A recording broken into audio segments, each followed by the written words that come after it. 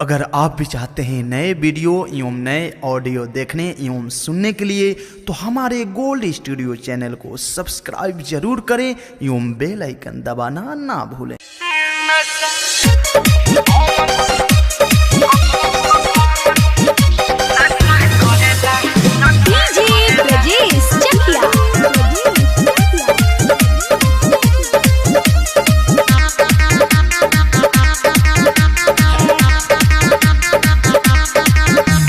दैया रे दैया कमरिया टूटल देही कपार में बदरदिया उठल।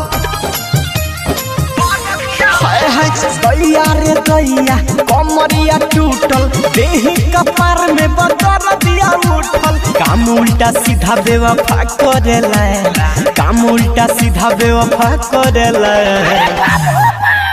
अरे पता ना कौन नशा करेला, जब मिले यारवा दूर दूर दशा करेला। पता ना कौन नशा करेला, नशा करेला, जब मिले बाबूर दशा करेला। पता ना कौन नशा करेला, नशा करेला, जब मिले बाबूर दशा करेला।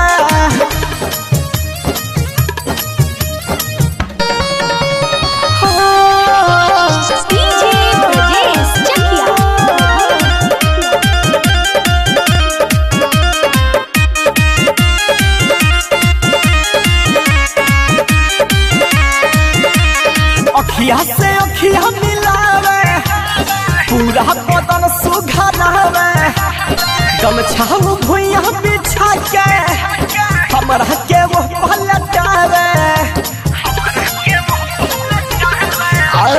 अखिया से अखिया मिलावे, पूरा बदन सुघरावे, गमछा भुइया बिछा के हमरा के वो पलटावे। काचे उम्र में जाने क्या करेला, काचे उम्र में जाने क्या करेला।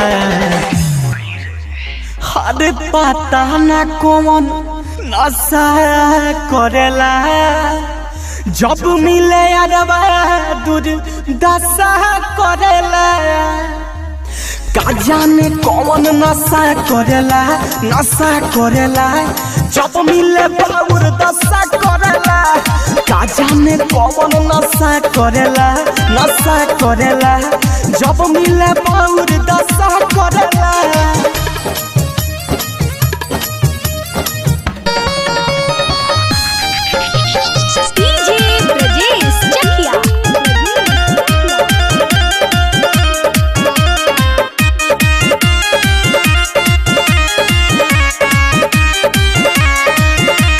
रवि राजी हवन बेदरदी, सारा दिन है उपटल सरदी।